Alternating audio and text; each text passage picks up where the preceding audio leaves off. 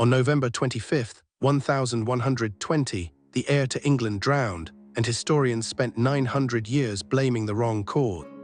For centuries, the story was simple. Prince William, son of King Henry I, boarded a ship called the White Ship with a crew of 50 sailors and a passenger list of Norman nobility. The vessel struck a rock in the English Channel. Everyone aboard except one man, a butcher from Rouen, perished in the freezing dark. The accepted explanation: the captain and crew were drunk, reckless, incompetent, a preventable tragedy born from negligence and hubris. That narrative held because it was convenient. It explained the disaster in moral terms, the arrogance of youth, the corruption of power, and it fit the medieval worldview perfectly, God's judgment on sinners. But here's what historians missed: the evidence doesn't support it, not even close. The White Ship was no ordinary merchant vessel. It was a fast, purpose-built royal transport, newer, better equipped than most ships of the era. The captain, Stephen Fitzstephen, wasn't some drunken fool. He was an experienced navigator who'd successfully sailed the Channel dozens of times. He'd earned the trust of the king himself, which in 1120 meant something concrete. Your life depended on his judgment. So why did it sink? The contemporary accounts mention drinking, yes, but they also mention something else entirely. The ship departed at dusk in darkness on a route that had never been fully mapped. The Channel's underwater geography in 1120 was poorly understood. Rocks that could tear open a hull existed in unmarked positions. The captain made a decision under pressure with incomplete information, to sail at night rather than wait for dawn. That decision was rational given what he knew, but it was also fatal. Somewhere in the darkness, the White Ship's hull met stone. The impact was catastrophic. The ship began taking on water immediately. And here's the brutal arithmetic: a vessel that size, with no modern pumps, no watertight compartments, no lifeboats, it would sink in minutes, not hours.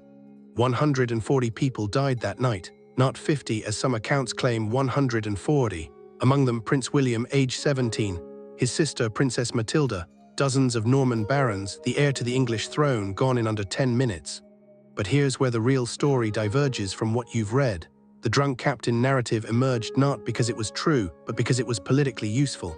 Henry I needed an explanation that absolved him of responsibility. If the captain was negligent, the disaster wasn't the king's fault. It wasn't a failure of planning or judgment at the highest level. The actual blame lay elsewhere, with Henry's decision to allow his only legitimate son to travel on a ship whose route and timing were determined by royal whim, not by maritime safety protocols that didn't yet exist. Henry had lost his heir because of a choice made in a moment of confidence, not because a drunk captain hit a rock.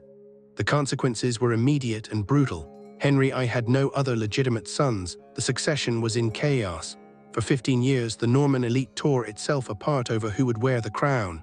Civil war wasn't declared, it was felt in raids, in broken alliances, in the constant threat of violence. Henry I eventually named his daughter Matilda as heir, a radical move that provoked outrage.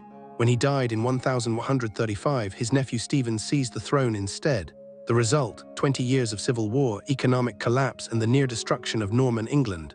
All of it traces back to one decision made in darkness on the night of November 25, 1120. What makes the White Ship disaster so pivotal isn't the wreck itself, it's what it reveals about how history actually works.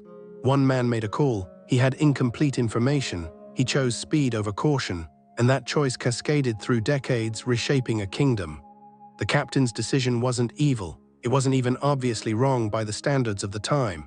But it was consequential in ways no one could have foreseen. That's the real lesson.